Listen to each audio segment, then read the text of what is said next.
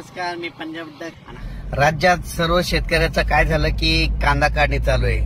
तर कांदा काढायला चालू आहे, हळद देखील विदर्भात काढणं चालू आहे, त्याच्यानंतर मका देखील काढणं चालू आहे, गहू देखील काढणं चालू आहे, हरभराचे देखील चालू आहे, त्यानंतर ज्वारी देखील काढणं चालू आहे.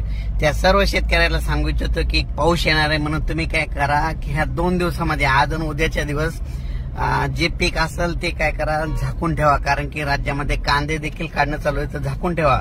पाऊस येणार आहे म्हणून हा अंदाज लक्षात येतात.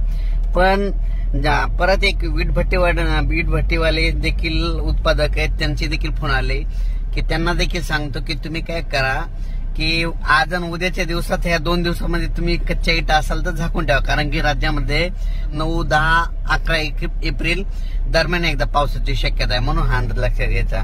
म्हणून पण राज्यात हा पाऊस दररोज वेगवेगळ्या भागात भाग बदलत पडत जाणार आहे. दररोज 2-2 दिवस वेगवेगळ्या भागात मुक्काम करत जाणार आहे म्हणून हा अंदाज लक्षात घ्यायचा.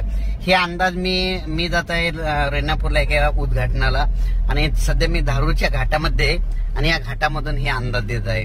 ही बीड जिल्ह्यामध्ये, तर बीड जिल्ह्यातल्या शेतकऱ्याला सांगू इच्छितो की तुमचा कांदा असेल तर झाकून ठेवा. कारण की तुमच्या बीड जिल्ह्यात देखील चांगला पाऊस पडणार आहे, सोलापूर जिल्ह्यात देखील चांगला पडणार आहे, त्याच्यानंतर नगर जिल्ह्यात देखील आहे, पुणे देखील आहे, म्हणजे कोकणात देखील. म्हणजे सांगायचं झालं तर उत्तर महाराष्ट्र, पश्चिम महाराष्ट्र, मराठवाडा, त्याच्यानंतर खानदेश या विभागामध्ये पाऊस आहे, पण भाग बदलत आहे.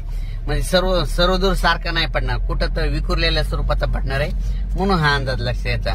विदर्भात मात्र थोडं फार पावसाचं प्रमाण कमी आहे, पूर्व विदर्भात थोडं तर त्याच्यापेक्षा थोडं कमी आहे. फक्त पाऊस हा म्हणजे इकडे कोकणपट्टी, पश्चिम महाराष्ट्र आणि उत्तर महाराष्ट्र या भागामध्ये थोडा जास्त आहे म्हणून हे अंदाज लक्षात यायचा. अचानक वातावरणात बदल झाला तर परत लगेच उद्याची मेसेज देणार आहे. धन्यवाद.